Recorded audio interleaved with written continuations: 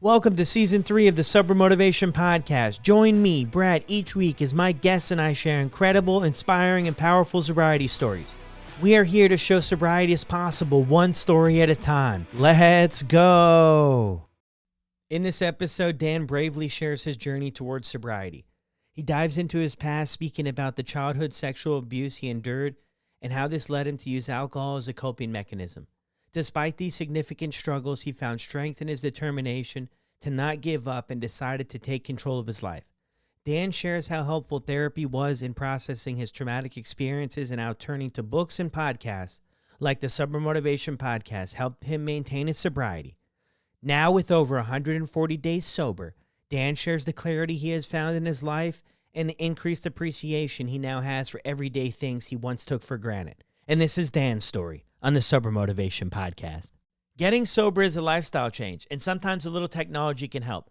Imagine a breathalyzer that works like a habit tracker for sobriety. SoberLink helps you replace bad habits with healthy ones. Weighing less than a pound and as compact as a sunglass case, SoberLink devices have built-in facial recognition, tamper detection, and advanced reporting, which is just another way of saying it'll keep you honest. On top of all that, results are sent instantly to loved ones to help you stay accountable. Go after your goals. Visit soberlink.com/recover to sign up and receive $50 off your device today. Here's a quick update from Sober Sisters, your go-to community for women's sobriety and empowerment. Megan from Sober Sisters is hosting 2 incredible sober retreats, Bali in April and Vermont in May. These retreats are all about empowering your sober journey in magical settings and building friendships to last a lifetime. If you're interested, head over to sobersisters.com/Bali-2024 for more details. If you've been a fan of the show for a while, going all the way back to episode number 2, Megan came on the podcast and shared her story. I'm definitely grateful for the friendship that Megan and I have developed over the years working together on several projects. Check out these retreats that she's putting together. She's already done a couple, and they've been nothing short of incredible. And I got to give another huge shout out to our other new sponsor, Charmaine, cooking show host and author of Delicious and Doable Recipes for Real and Everyday Life.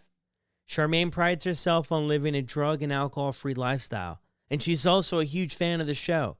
So if you're hungry for fun, delicious, and doable dishes, Charmaine's collection of over 70 mouth-watering recipes will be sure to please your hungry gang. Pumpkin muffins with coconut crumble toppings, lemon walnut tuna melts, cranberry turkey burgers with sweet horseradish mayo, and grilled chocolate sandwiches are just a few of the fabulous and flavorful dishes you will enjoy preparing and devouring with ease. Check out Charmaine's cookbook today. I'll drop the link in the show notes below to the Amazon listing. Let's go. Hey, how's it going, everyone? Welcome back to another episode. I just want to give everyone a heads up that Dan does share a little bit of his experience with childhood sexual abuse in this episode, so just be aware of that. Also, I want to encourage you to stick around to the end because I sat down with my friend Dan Karaty as he shares with us the reason behind his new book, If I'm Being Honest. So check out that interview at the end. I hope you enjoyed the show. Now let's get to it. Welcome back to another episode of the Sober Motivation Podcast. Today we've got my friend Dan with us. Dan, how are you? Good, man. How are you? I'm well, man. I'm glad that you reached out and that we're jumping on here sharing your story. Sure, absolutely. Absolutely. My pleasure. Yeah. What was it like for you growing up? I would say I had a pretty typical childhood for the most part. My parents were really good parents. They weren't perfect, but nobody's parents are. They sacrificed a lot for us, sent us to private school and stuff like that. But I guess if there was several instances I experienced childhood sexual abuse from an older relative. It started when I was probably like 7 years old. It continued until I was about 11. And at the time, obviously, when you're a child, you don't know how to process that at all. You don't understand what's happening and what is happening. Does it make sense? It just was an incredibly confusing experience, overwhelming. And this older relative of mine, she was very manipulative and controlling as far as abuse is concerned. So, as I've discovered since going to therapy for the past 5 years, that added a whole nother layer to my mental health, basically, and how that rippled out over my life, essentially, from that moment on. And nobody in my family knew that happened for nearly 20 years. The only person I told prior to opening up to my family was my wife. She was really one of the first people, and actually, I take that back, Brad. The first person I ever shared that with, I was in my teens, probably 16 or 17, was someone who I thought was a friend. And back, we were 16, 17 years old. You don't know how to process that at that age either. But I just felt like I had to tell someone. And in that moment, whether it was nervousness or not understanding, he made fun of me about it because my abuser was a female. I'm a male. That unfortunately happens, but that also had another ripple effect where I was just like, why am I going to talk about this? If I'm just going to be made fun of and feel shame about something that I had no control over, I'll just keep this inside. So Wow. I guess if there was a moment or a traumatic experience in my childhood, that really was it. Yeah, very traumatic Yeah, experience, especially the way and when you share it with someone, yeah, to get that feedback from it, that only reinforces that keeping it quiet. A lot of people I hear when they share those experiences, Dan, they connect with after this experience, they really close themselves off to the world. Was it like that for you? yeah, definitely, definitely. And it wasn't immediate. It was a slow progression. I would say the shutting down over time. And it really manifested in anger mostly. I was not an easy sibling. I was not an easy child for my parents to raise. A tremendous amount of anger just from that experience. And I didn't know how to tell anybody. I was afraid that if I did tell anybody that one, I would either be made fun of, and also the manipulation tactics that my abuser used. She would constantly beat into my head, if you say anything, we're going to get in trouble. And when you're a child, the last thing you want ever is to get in trouble. So, yes, to answer your question, I essentially shut down, stopped enjoying things that I had previously enjoyed. And it was, like I said, I believe, if I remember correctly, it started around when I was 7. So it was pretty early on, obviously. But as time went on, I just really did progressively become more introverted and really didn't open up to anybody. And like now, I have two brothers, two younger brothers. One's about 2 years younger than me, and then the other 7 years. And my brother, that's a couple years younger than me, his friends will still occasionally reach out to me and be like, man, your brother was such an asshole growing up. And knowing now what the reason why, my brother's, yeah, there's more to this story. That definitely, I experienced that for sure. Yeah, it's that part too, is when we're younger, we don't necessarily know where to go with everything, how to talk about it, how to process this stuff, and how to work through it, and then we just keep it in, and then it grows, and then it's coming out in the anger type thing. Where did you grow up? We grew up probably like 30, 45 minutes outside of Baltimore, and Okay. like a suburban, little bit of mix of a rural area. We experienced all aspects of that. We're not out in the sticks, but we're not really in the city either. Just mixed community, really, is what I would describe it as. And then I guess to jump into like when my drinking started, I had my first drink when I was probably 13 or 14. And that was actually growing up where we grew up. I spent a lot of time around farms. That was like my first job, was working on farms.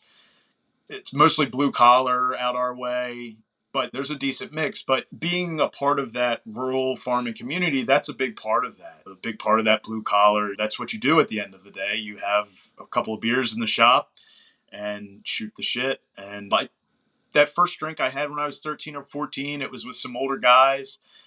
Didn't really enjoy it, to be honest. If I remember, I think it was like vodka or something and soda, and it just like really didn't enjoy it. And that was really it. All through high school, again, I'm sure because of what I experienced, I really did shut down. I didn't. I've had the same best friend since kindergarten. He and I are like brothers, and I didn't really let a whole lot of other people in, other than a handful of really close friends. Didn't have the easiest time in high school either. I went to an all boys school, which throw a bunch of guys together. There's a lot of testosterone, a lot of egos, stuff like that, which looking back, I think might have had something to do with this. I was terrible at talking to girls, had zero self worth, zero confidence in myself. And really, when I got to college, I went away to college for a couple years, a small agriculture school, and had plans of either becoming a large animal veterinarian or getting into farming. And I thought, this is smaller. I'll get to know people better. It's not a big university. This will probably be a better fit for me. And nothing against the school that I attended, but being a smaller community, being a smaller college, there really wasn't much to do outside of drinking on the weekends and being away, being out on my own, not being at home anymore. Alcohol was everywhere. And from the get go, looking back, I certainly had a problem. Immediately, probably within the first 2 months, started meeting some new friends, got a little bit of that liquid courage, started talking to girls, something I had never been able to do in the past. And it just very quickly progressed into a problem that I had no control over. Yeah, that's a theme for college, right? We get in there, there's less guidance, and there's that thing to try to fit in and find where we belong. And some people are going to maybe find it in academics. And I'm with you, man. I found it in the parties. I found it with hanging out. And that's just what we did. And it slowly crept up to play more and more of a role in the life. And then Right. I talk about it a lot on the show, but for me, it was almost that sacrifice of I knew it wasn't probably the best direction to go, but I just wanted to belong and fit in somewhere. So it was well worth the sacrifice of it Right. maybe going against what I wanted to do. But I was like, hey, and it's hard too because everybody's doing it. That's the way it looks, right? Exactly. Exactly. And I remember now that today's, I'm 140 days sober today. And the clarity that has come with that, not just emotionally and mentally, but looking back on my drinking habits, it's really eye opening. And I remember now, like it was yesterday, getting ready to go to my chemistry 2 class at 10:30 in the morning and saying to my roommate or whoever, hey, let's do a couple shots before we go to class. And I remember them looking at me like, what are you talking about? No, it's 10:30 in the morning. Sure, maybe later, but not right now. And I remember thinking to myself, what's wrong with you guys? We can literally do whatever we want. We can drink and go to class. This is awesome. This is the greatest thing ever. And that really continued. I ended up not finishing. I left college early because it wasn't a fit for me. Another thing that I've discovered with the trauma recovery with the sexual abuse is that a lot of people who experience that tend to try and people please, try and keep the focus off of what we think or what we perceive everyone can see. When you experience something like that, even though I had told no one, I felt as though that's why I couldn't talk to girls. I felt as though that's why I only had a small group of friends because everyone could see this billboard flashing over top of my head that this guy is damaged goods. He's been abused. You don't want anything to do with him. And the alcohol, in a way, masked that and gave me that confidence. It quieted those memories that are still with me. It's not something you ever forget. You just learn to cope with and deal with that. That probably obviously was a big red flag. And that really continued. After I left college, I came back home and started working on a local farm. And the thing that we did, and nothing against this guy, I think he was a little bit older than me. And I think this was just, again, a part of that culture. But looking back, when we finished for the day or whatever, if we went to go check on some fields to see how they were doing, we took a 30 pack with us and we're driving around with a 30 pack with, you know what I mean? And that was every day. If we didn't do that, I would have been like, what's going on? Is somebody sick? What, this doesn't make any sense. And even if there was a rain day when we were just doing stuff in the shop, by 12 o'clock, you better believe we were cracking into them. And I was 21, 22 at the time, and it just snowballed from there. I ended up switching careers. I'm now an arborist. I work for a local tree company, actually for my best friend's family business, which is great because it's like working with family for me. And that provided a level of stability that I don't think I had felt before. And this kind of transitioned my drinking a little bit because I wanted to make sure I did a good job for them. I didn't want to disappoint those guys. It was a really good career opportunity for me. So I took that as like, all right, now you got to grow up with your drinking. So then I transitioned to, I'll just do it on the weekend. If I'm just doing it on Fridays and Saturdays, what's the harm in that? As long as I can maintain a job, what's the big deal? Because, like I've heard on your podcast several times, if I'm not that guy in the gutter with a brown paper bag, I can't have a problem.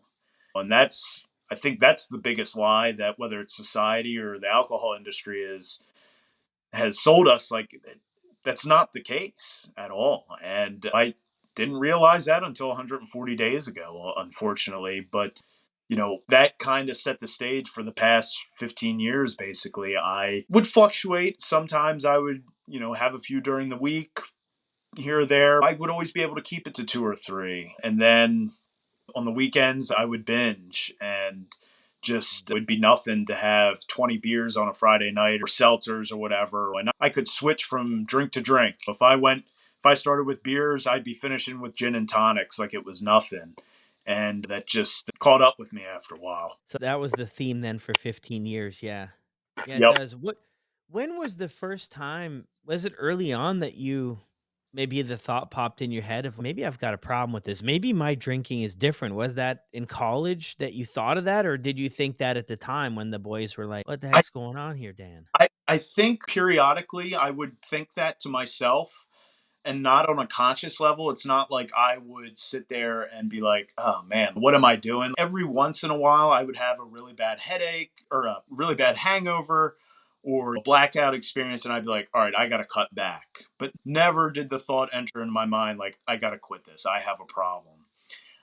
Unfortunately, I don't want to say the main reason for my sobriety, but a huge part of it is it probably has brought about the failure of my marriage to my wife, which is devastating. And it's something that we're both still trying to work through and figure out. But it got to a point where she just couldn't take it anymore. And I don't fault her at all. And I accept full responsibility for my actions. Despite what happened to me as a child, I still ultimately chose to try and drink those feelings and emotions away. But I'll say this, Brad, in February of this year, we went out with my brothers and a couple of my cousins, and I had a blackout. I hadn't really been drinking a whole lot, and I had been working in therapy to actually confront my abuser, which required bringing up a lot of old memories and addressing all of those feelings and emotions. And it was getting to the point where it was starting to be a little bit too much for me.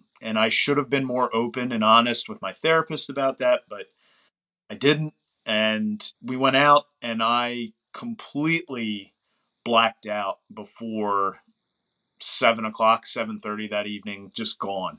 Within the side of 2 or 3 hours, I was completely gone. And actually, now that I'm thinking about it, I remember my wife was driving and I was drinking on the way down. We were headed down to Baltimore, which is probably about a 45-minute drive for us. And so, of course, I'm going to take a couple road sodas. If you're driving, what's the big deal? I'm not the one behind the wheel, which is, again, it puts her in a bad position. It just was incredibly selfish on my part. And we went down, we went out. I don't remember three-quarters of the evening. On the way home that evening, I didn't know this at the time, but the next day my wife was telling me, she was like, I was crying last night. I was so upset. And I'm like, why? What happened? And she's like, you threw up all over yourself, all in the car. She's at one point you kept trying to open the door and jump out of the truck, and you were saying you wanted to die. You couldn't handle this anymore. You were tired of feeling it. And even in that moment, seeing how upset my wife was, knowing that she's the most important person to me. We've been together for 14 years. We started dating when she was 19 and I was 21. We grew up together, essentially. We became adults together, and just seeing that pain on her face, it kills me to say it. It wasn't enough, even in that moment. And that was really The only time that she really sat me down and was just like, look, this isn't okay. Something's going on here. And I just was like, you're right. Chalked it up to the abuse and working through that in therapy, which it certainly was. But even then, I didn't say to myself, oh, it's the alcohol. This is what's got to go. In my head, I said, I just got to work harder in therapy. I can't give up alcohol. Everybody drinks. Like, that's what you do. And a few months after that, I made another terrible decision and another, actually, a daytime blackout. And she just had enough. And unfortunately, that's where we are now. But that the day that my wife asked me to leave, I went to my best friend's house and I sat down. I was, through tears talking to him and his wife. And he was like, do you want a drink? And I was like, yeah, I'll have a beer. And I took 2 sips and I was like, what am I doing? What am I actually doing? Why is this happening? And that was it. That was the last drink. That was June 16th of this year. And I haven't had a drop since. It just in that moment, I guess it finally rang true. I know not everybody hits a rock bottom, but that truly was my rock bottom. Just losing everything I've ever cared about, losing the most important person in my life. Like it just, and for what? A drink to bring out a personality or a side of myself that I don't even like and I know other people don't like. So yeah, there really wasn't any. And I guess I skimmed over your question, but no, at no point did anyone ever come to me. And actually, opposite of that, it was to the point where I was like that guy that, oh, yep, Dan's going to go hard tonight and he's going to be hungover tomorrow. And it was like a running joke in our friend group. My wife would take a picture of me face down on the couch the next day and say, oh, somebody better bring him some greasy burgers and some fries because he did it again. And, that. And interestingly enough, people would always tell me they could never tell when I was blacked out. And now that I've done some learning and some reading and discovered what alcohol does to you and how tolerance works, it makes sense. No wonder nobody could tell. My body got so good at metabolizing alcohol after 15 years, I could just, I don't want to say hide it, but I guess you become a good drunk if there's such a thing or whatever. Wow. Huge congrats too on 140 days. That's Thanks. incredible. Thanks. I appreciate that. I appreciate that. Yeah, I was wondering that too, though, because some people share a story of blacking out and they might be like sleeping, like that might be it, the end of the night. But I, Right. I always had a hard time relating with that because a couple times I blacked out, I still operated. And then I had to, the scary thing about it is that I couldn't recall anything. And then I would wake up the next day and, oh man, I made some really poor choices inside of that blackout. And then people would mention things and I could not wrap my head around that, Dan. How Right. am I still ordering food at this Mexican restaurant and don't even remember doing it? And I'm like, man, I didn't get it. But now looking back, that's the thing about all this when it comes to alcohol, man. When you're right in there, right in the thick of it, it's so hard. The blinders are up. You can't recognize or see anything around us. But then when we create some distance, it's like, you're just kind of not to beat ourselves up, but you just look at it like, man, what was I doing? Absolutely. And there's a lot of shame and guilt, I'm sure, that all of us experience looking back. And at first, I struggled with that in my early sobriety. I was like God, really beating myself up. And I'm sure a lot of that had to do with the physical effects of not consuming alcohol anymore. I know that can be a drastic change for you physically. And at one point, my wife and I, we had a couple motorcycles, and I skipped over this part of my story. But before this really bad last blackout in 2019, 2018, my alcohol consumption probably was the worst that it had ever been. And I was drinking every night. We've always been active and athletic to a degree. Like we both played high school sports and stuff. And we've gotten into CrossFit over the years and just regular workouts, but we joined a CrossFit gym and found this whole new community. And a small subset of them like to go out afterwards and have some drinks. So to me, it was like, all right, this is the best of both worlds. I can go do a workout, get a good workout in, but then I get to go drink. This is great with people who share this common experience with or whatever. And it got to the point where I was drinking 10, 15 beers a night with these people. And even then, and my wife, it's nothing against her, it was not her responsibility. She saw the writing on the wall. She has told me, and she just, I don't know if she didn't know how to or was afraid to or whatever, but it wasn't her responsibility regardless. Like it was my responsibility to address this. But looking back on that, it was like, how was I functioning? And anybody who's done CrossFit, they're really intense workouts. And to do that day after day and drink the way I was, I lost like 28 pounds in 4 months. And I remember thinking to myself, like, oh man, CrossFit's bet. Like I've never looked this great. But looking back, I wasn't eating. I was literally just consuming alcohol, and my body was going into survival mode.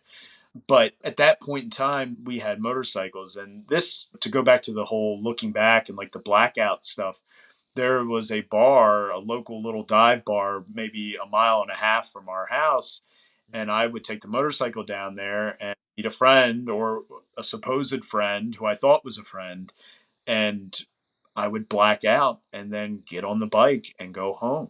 And to think back how many people I endangered, like how selfish that is, but like still being able to function. I remember one time my wife swore up and down she heard me leaving the bar because of how reckless I was being riding. And I don't doubt her for a minute. And I did that countless times and it's just so selfish across the board. Like to do something like that, endanger other people, endanger myself, and what that would have done to the people in my life if I killed myself, basically acting like a fool. And yeah, so all of that, it certainly makes a difference when you're looking back, for sure. Yeah. No, for sure. Yeah, it's those decisions and stuff we don't. Yeah, it's hard to grasp the impact that things can have Yeah, because a lot of these stories, you're here now, but it's also the tragedy involved with this stuff too. That's a lot of people. Man, it's a lot of people don't make it out. So it's almost I almost wonder from my story, man, because I say I could probably fit a sheet of paper between living and not living because of those decisions, and I wonder sometimes, I can't help but wonder, what's the purpose? Why was I granted the yeah, opportunity to get out of it? But we try to make the best we can do. So when you make that decision at your friends there, it's almost interesting, right? And I love how in your story you're taking the responsibility for things because I feel that's so important. You show up at your friend's house and you've ended up here because of alcohol, because of drinking alcohol sure, with your wife in the situation and then offered a beer. And it's not anybody else's fault. I think that's just society and the culture we live in. But right, it's almost, man, we've, a lot of us have bought into this dream yeah, of this is where Dan's at in his story comes over.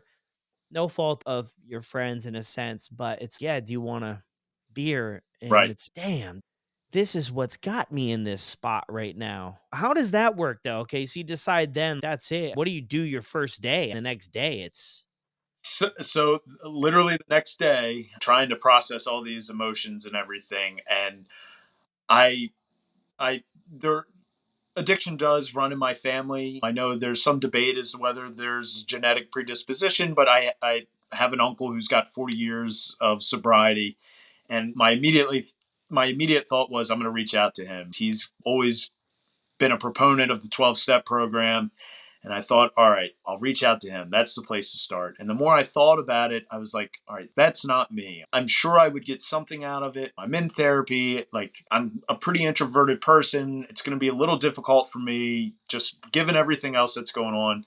Let me start small and go from there. And so knowing myself, knowing that I'm interested in hearing other people's stories, and I enjoy hearing and learning things about science and stuff like that, I turned to Instagram and to podcast. And actually, your podcast, Sober Motivation, was one of the first ones I found. I just typed in sober, and a lot of the podcasts that came up first were a lot of mostly geared towards women, the mommy wine culture thing, which I didn't even know was a thing. We don't have kids, so that wasn't even on my radar. And I listened to a few and I was like, it's just nothing's really resonating with me. And then once I found your podcast, I was hooked immediately. And I was like, all right, no matter what happens moving forward, this is helping. I'm going to keep listening to other people's stories because I'm hearing bits and pieces of my story in their stories. I don't feel alone now. It's helping me recognize this isn't a me problem. This is a societal problem. This promise that you're sold on alcohol that it fixes everything. Like you said, my buddy offered me a beer, and through no fault of his own, it's like I probably would have done the same thing if the role reverse.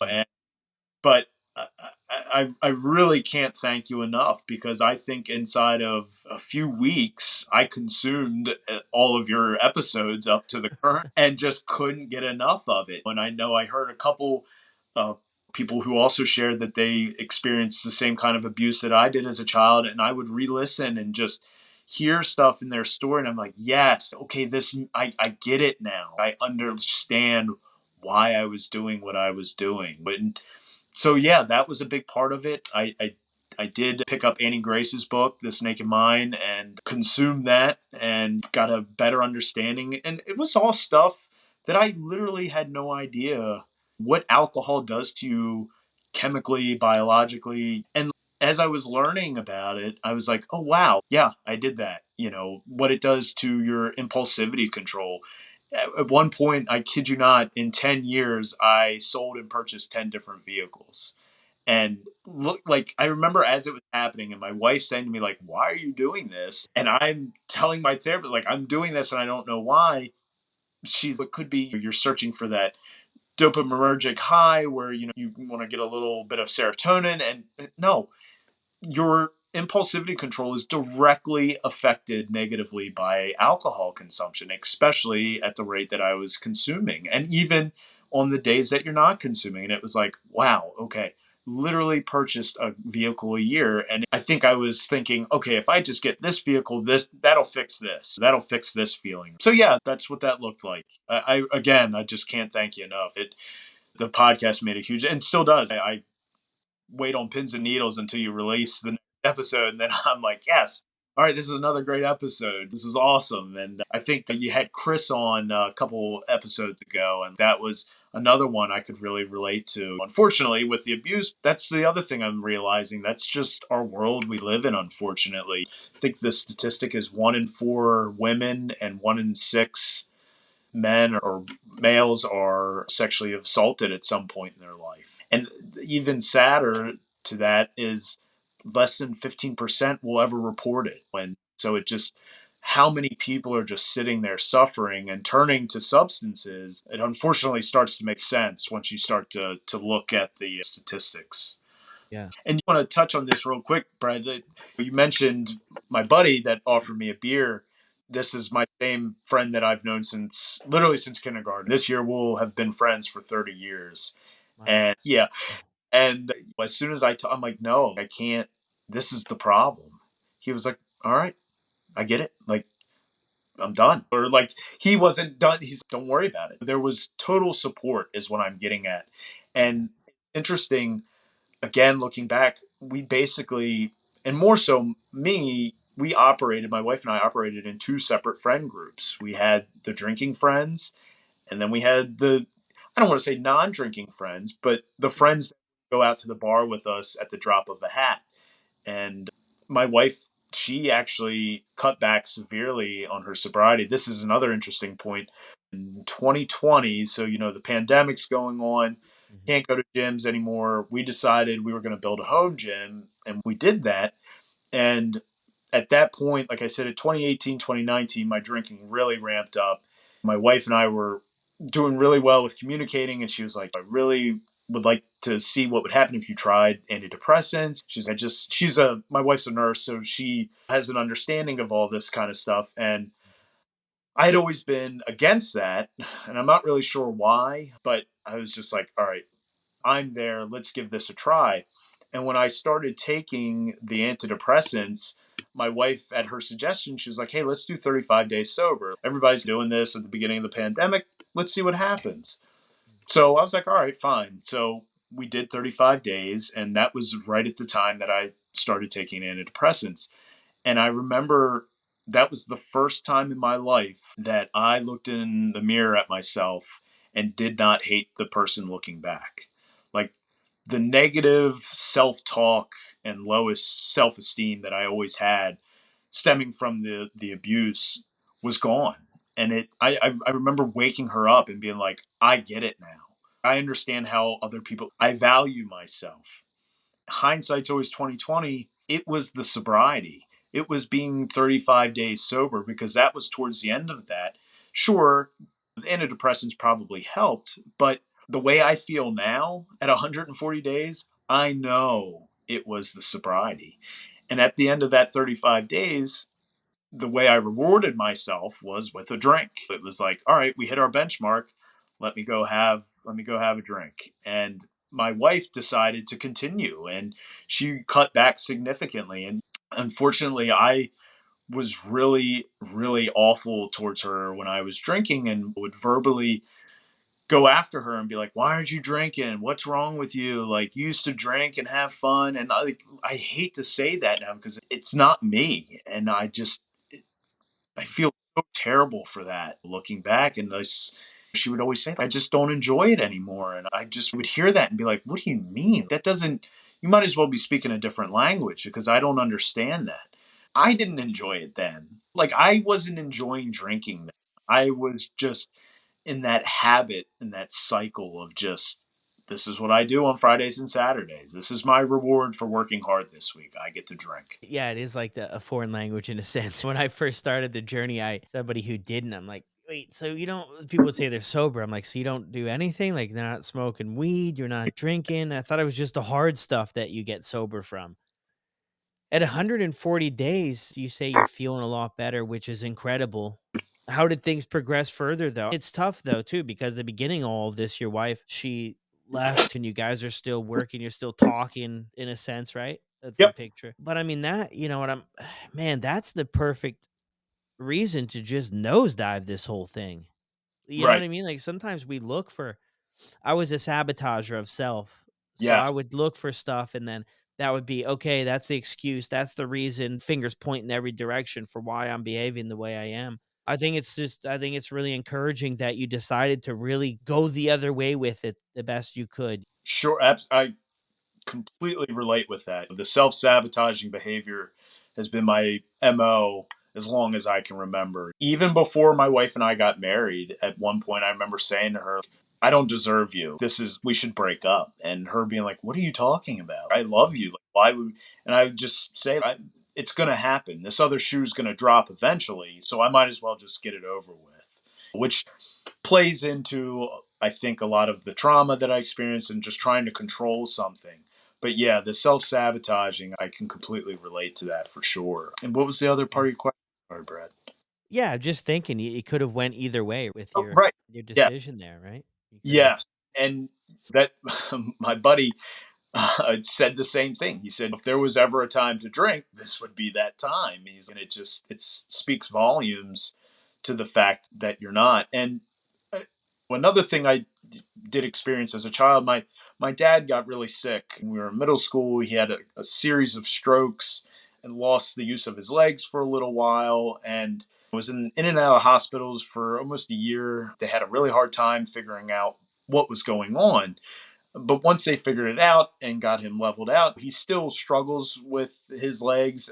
Basically, he doesn't have a lot of feeling from his knees down. It feels like his limbs are asleep most of the time, or at least with his legs.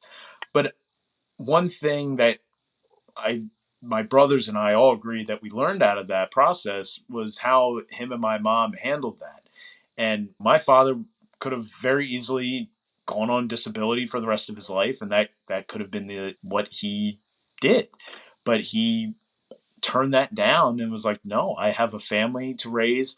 I need to get back to work. And he did the unimaginable. They told him at one point, you'll probably never walk again. And he walks now with a walker, and he's almost 70, and he just has this very strong will. So what I'm getting at, I learned resiliency. Like, I learned no matter how bad things get, giving up is not an option. And in that moment, sitting with my buddy, to continue to drink was giving up. That was giving up on myself. That was giving up on my wife, giving up on our marriage, giving up on everybody else that cares about me. And it was like, I just decided I have to be the best version of myself. No more of this. I can't continue down this path. And I think that's really what happened in that moment. Just that decision of giving up is not an option. And I think that, I don't say that I don't want other people who are struggling to hear that and be like, "Oh, I'm giving up." That's not it. That was just my time. That was that moment for me. Yeah. No, it's powerful. And that's too different people say surrender, you have to surrender. We try so many things throughout the years to make this all work out. The thought of losing our buddy, our best friend, our identity, our escape vehicle, this like our getaway car from the bank robbery. Right. We need that. We Yeah. need that to feel comfortable. That's what we've become comfortable with, is something to look forward to, something to take the edge off, something to, for me, it was a big thing too, for the thoughts, the inner critic Yeah. from different experiences in life, and I just couldn't handle that voice, and then drinking and other drug use, it just quiets that right down, makes it all make sense for a little bit, but I could see the resiliency thing, the giving up going the other way for you too, right? I mean, you drove this drinking thing right into the doggone ground and didn't wanna let go of it, and and weren't willing to give that up for a long time too. So you switched it around and it's helping you out. What else do you want to share with us that you've picked up on in the last 140 days and what things look like for you now? It is possible. No matter what you're struggling with, it is possible. It's not easy. I will not say it's easy. It's hard. It takes a lot of work. It takes a lot of self reflection, but it's worth it. I know within the sobriety circle, there's always, don't say you'll never drink again, just worry about today. And I feel like you can keep both feet in both camps. At least for me, there are days, I'm not going to lie, there are days where I struggle. And early on, maybe like close to 30 days, I really had a really strong craving and was just like, man, like I don't know what to do. I'd been doing all the suggestions, going for walks, going and exercising, just trying to get past that 20 minutes when that craving is the strongest. And I remember reading somewhere in all of this that, like, don't go to bars for 90 days, don't be around. And while I'm sure that is very true for a lot of people, it's such an individual experience. I think everyone's story is so different. And I remember seeing that and I thought, you know what? No, I am going to go to a bar. I'm going to sit down at a bar and I'm going to test myself. And I don't suggest this for other people, but this is just what I did. And I went and I sat down and I ordered a coffee and a ginger ale. And I just proved to myself, like, okay, I can be in this situation, I can be in this scenario, and I don't have to drink. And that's okay.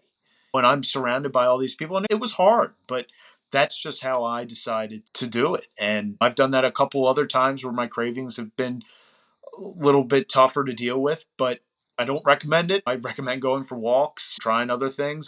But I guess if I had to share, something with everyone, it's just that, like, you can do this.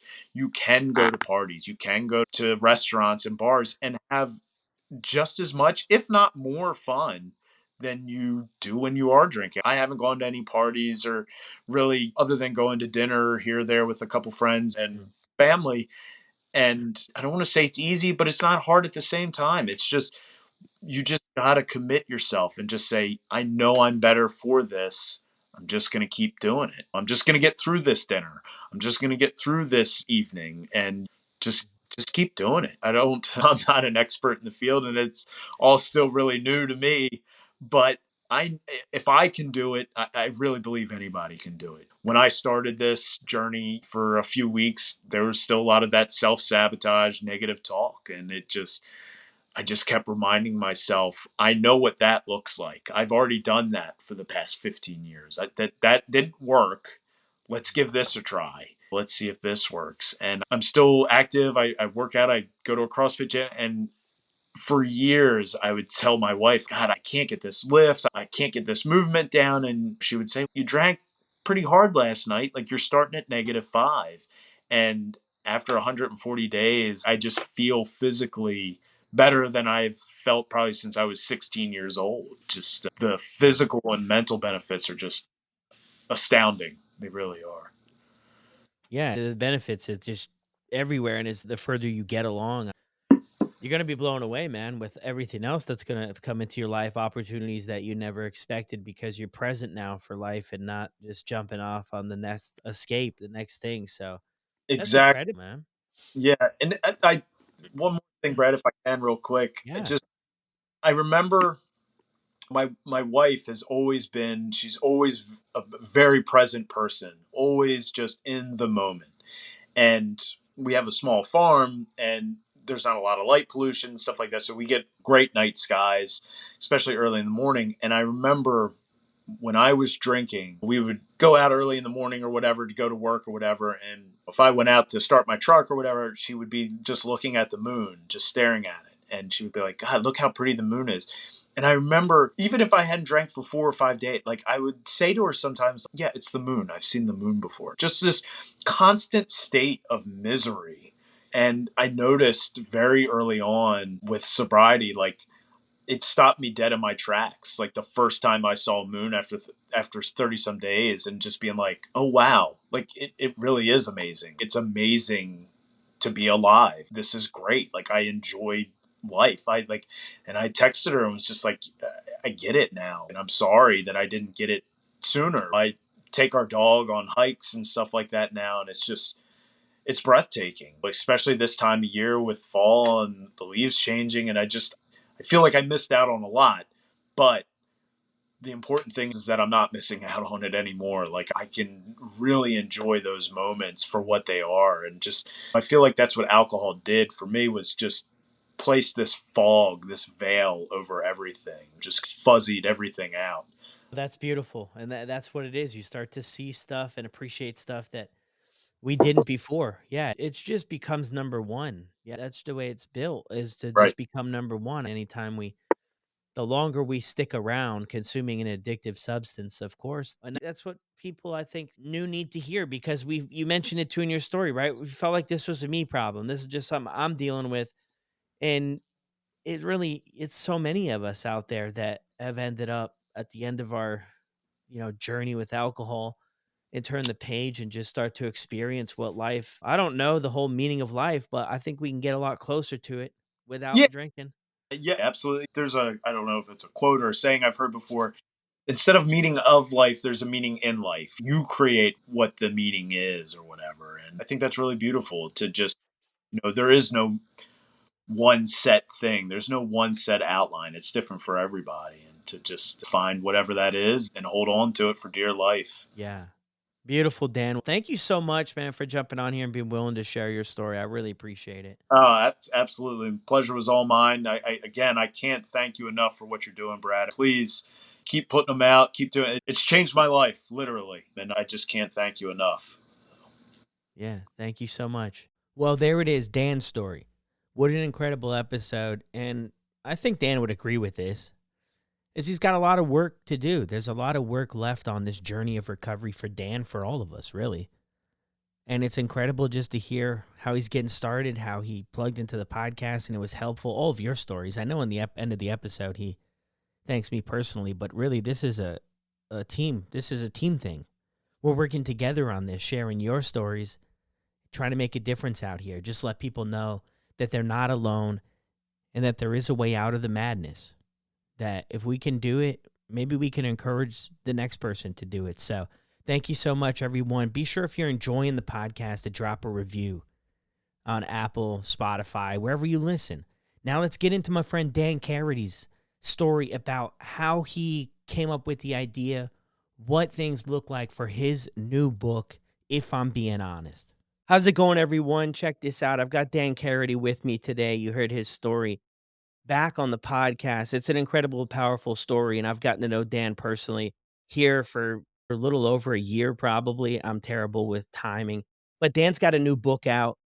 Dan, tell us a little bit about the title of the book. It runs the same title as your podcast, If I'm Being Honest. Yeah, if I'm being honest, because as an alcoholic in active addiction, I was the furthest thing from honest. I was the opposite of it. And so, one of the biggest, most important things in me staying sober is not falling back into that lying. No matter how little those lies are, they're going to build back up and it's going to take me back to a bad place. So, I try to be honest about everything. And in the book, I named it that because, I mean, I get as honest as I can about everything. And it's the one place, I have my podcast, I guest on people's podcasts, all of that.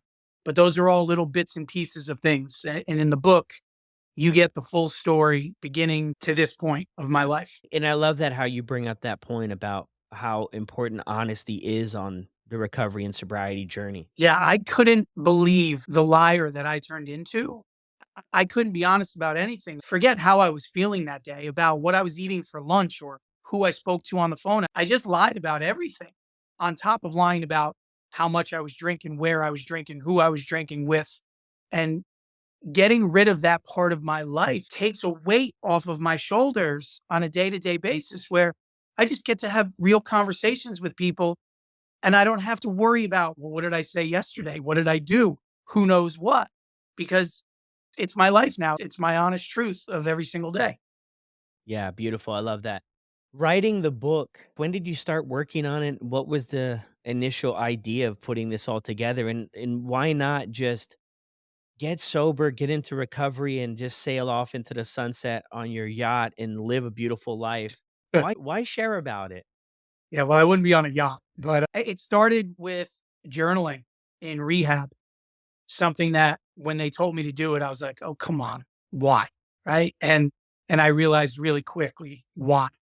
And the journaling within a couple of days had me connecting dots of my life and figuring some things out and realizing some things. And I kept on journaling when I got out. And it was helping me just in figuring out what happened and how I got to this place. I was a writer in college. I was a journalism major. So the writing came naturally to me. And all of a sudden, I had like 75 pages done. And I asked my best friend, who's also my manager, to read it. And he said, you have something here. And I wasn't sure, but this was part of the whole, how open do I want to be about my recovery? And being so grateful for the people who were willing to be open about it before me. I always talk about Chris Herron as a huge example for me. People like that, hearing their stories, seeing their stories, reading about it, watching it, made me feel, okay, I can do this too. This is possible. It gave me that inspiration, that motivation. And so the thought of being able to do that for somebody else, that was it. I said, okay, I'm going to do this. And at first it was the podcast. But then as I kept writing, kept journaling, kept developing it, I said, I'm going to put this story out there. Because although I did learn in recovery, after thinking I was so different from everybody else for so long, I learned in rehab and in early recovery, yeah, there's a lot of people just like me. But my story is an interesting one because of my career path. And I talk about, all of this in the book, the intersection of my career and my addiction. And I had the benefit of dancing on the world's biggest stages with Britney Spears and choreographing for her and dating Jessica Simpson and living with Justin Timberlake and going to Michael Jackson's ranch and all of these crazy things that should have been incredible experiences in my life. But I missed, even though I was there, I missed out on so much of them because I was drinking. And all I could think about all day was getting that next drink. I didn't, as amazing as those things are and were, I didn't get that much out of them. And I kept thinking my drinking was okay. And as my life progressed and my responsibilities grew and I got married and I had kids, it all just got uglier and uglier until it became completely unmanageable. Yeah. And that's definitely an interesting component of your story is all the opportunities that you have had throughout things, right? And from the outside, because we've known each other for a bit, from the outside, it might have appeared that things were kind of together. Probably at home, things appeared that they weren't together, but on the outside, people saw you on TV having a good old time. What was the hardest part of this book to put together? Because putting everything out there on a podcast is one thing. I mean, if you decide you want to take it down someday, erase the podcast and it's gone. Hmm. Putting a book out there, I mean, once people get these physical copies, you can't go and get them back. So that's got to be a little bit scary, I'm guessing.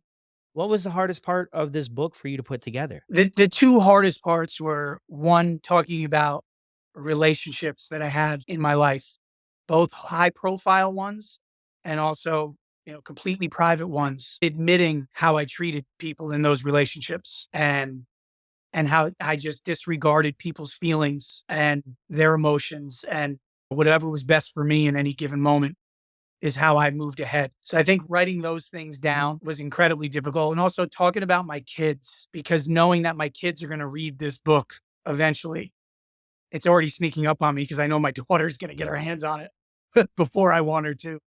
But writing about them in the book and just wanting them to be able to see it as, hey, this is who daddy was, but it's not who daddy is. That still scares me a little bit. And I know there's going to be a lot of explaining to do. But again, if I'm going to call the book, if I'm being honest, and if I'm going to tell this story in hopes of helping people, I had to put it all out there.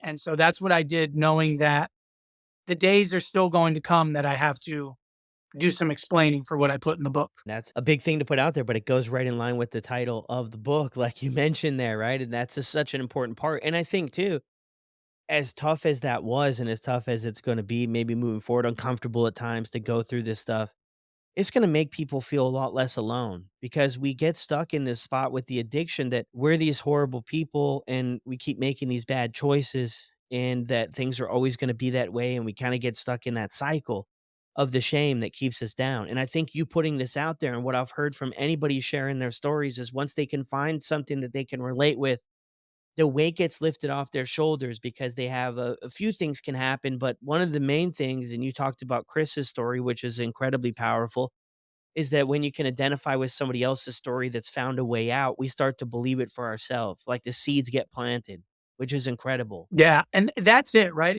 I thought I was so different, right? And no one could possibly understand what it was like to be me. And I found out really fast, no, man, there are all these people out there that are just like me, that think the way I think and drank the way I drank and behaved the way I behaved. And seeing them find their way out of it was mind blowing to me. But it made me say, oh, I can do this too. And although I talk about my story and what does make it different about some of the people I got to hang with and the things I got to do, when you really broke it down to who I really was and what my behaviors were, they were the same, right? And I managed to find my way out of that once I stopped lying to myself and everybody around me about how great my life was, because I was fantastic at making it look great, both in conversations and on Instagram. But the reality was it was a disaster and it was crumbling down around me. And I was suffering every day in my head, and being able to come to terms with that and share that with people. The best part of the book is I put an email on the last page of the book. And I said to people, when you finish reading this, please reach out to me. And I promise you, I will read each and every email and I will respond. And what I've gotten back so far has made it all worth it, because it's incredible how many people relate and either get inspired by or just feel less alone by reading my story. And because I put myself out there, they feel like they can share back. And so them feeling comfortable enough to tell me what's going on in their life, that's what it's all about, right? Yeah, that's beautiful. Yeah, get to get responses from people back and have them open up and being honest about their situations and what they're working on and moving forward and connecting with the book. That's what it's all about, human connection, right? Yeah, absolutely. And I also say that in the book. I say, keep connecting and keep sharing, because it's like the weight that came off my shoulders that first day that I actually looked at someone in the eyes and started sharing some of my experience. Oh man, it was like a whole different world started to open up to me. So I just try to tell people, if nothing else, connect and share. Yeah. Where's the best place for people to pick up the book? Amazon? Amazon, yeah. In the US and English speaking countries, Amazon is the spot to get it. So it's Dan Karaty, if I'm being honest. And you can get it. You can get the paperback, you can get the Kindle, or if you want, you can get the Audible. And it's actually me doing the Audible, which was so strange to read the whole thing back. But it's me on the Audible as well. That's incredible. When you're reading it back, did you have any second thoughts about anything or you were already all in? Actually, it made me cry in like 4 or 5 different sections, because it really took me back to that moment in my life. But the fact that it could have that effect on me made me it felt good because it made me feel like you really put it out there. And it's still hard to talk about some of those things, but it belonged in the books. So it was quite an experience. Awesome, man. Well, thanks for jumping on here and sharing more about it, dude. If you guys want to have a good read, check out Dan's book. Yeah, please do enjoy it. And as I said, please email me after you read it. Let me know what you think, and let's keep the conversation going. Yeah, beautiful. Thanks, Dan. Thanks, man.